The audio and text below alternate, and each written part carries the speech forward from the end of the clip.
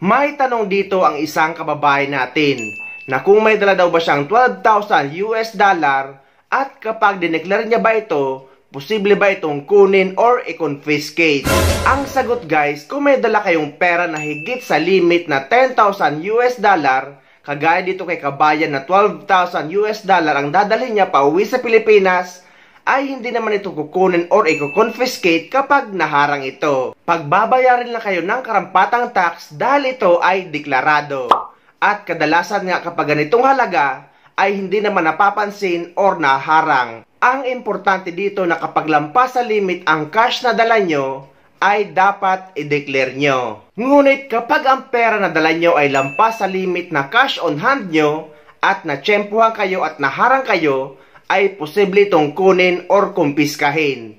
Dahil guys, inuulit natin na kapag lampas sa limit na 10,000 US dollar kapag foreign currency, ay required nyo itong i-declare. At kapag sa Philippine peso naman na lampas 50,000 pesos ang dala nyo or ang cash on hand nyo, ay kailangan nyo rin itong i-declare. Ngunit inuulit rin natin na kapag below sa 10,000 US dollar kapag foreign currency ang dala nyo, below guys sa mababa sa 10,000 US dollar at mababa sa 50,000 pesos, ay hindi nyo na kailangan i-declare. Naghihigpit ang custom sa pagdadala ng mga cash na dapat may limit para maiwasan ang money laundering at para hindi kayo magaya dito. Pasahero sa NAIA na hulihan ng hindi idineklarang mahigit 273,000 US dollar o katumbas ng 16 million pesos. Hindi idineklarang 273,905 US dollar o katumbas ng mahigit 16 million pesos ng isang pasahero ang nahuli sa isang screener sa Ninoy Aquino International Airport o NAIA Terminal 3 nitong nakarang araw.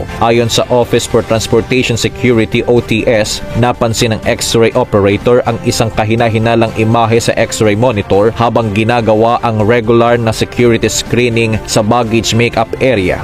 Agad na pinatawag ang pasaherong patungong Hong Kong upang personal na masaksihan ang manual inspection ng kanyang bagahe. Sa pagsisiyasat na diskubre ang mga bungkos ng pera, paalaala ng OTS na ang mga biyahero ay kailangan magdeklara ng foreign currency na higit sa 10,000 US dollar at Philippine peso na higit sa 50,000 pesos. Sa mga nagtatanong naman kung pwede daw ba magdala ng 10,000 US dollar below at 50,000 pesos below together or magkasama, ang sagot guys ay yes dahil pareho naman itong below the limit at hindi naman ito kailangan i-declare. So pwede kayo magdala ng 10,000 US dollar below or pababa at 50,000 pesos pababa. At kapag malakihan naman guys ang pera nyo ay mas maigi na ilagay nyo lang ito sa bank account nyo. Dahil kahit milyon-milyon pa ang pera nyo sa bangko ay wala naman itong problema. Cash on hand lang or pagdadala ng pera ang tinutukoy na may limit at kailangang i-declare. So ayun guys, sana may nakuha kayong idea at sana nakatulong ang video na ito sa inyo.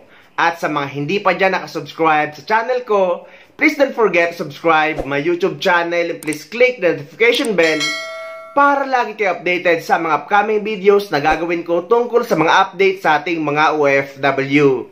Mula dito sa Dubai, maraming salamat. See you next time.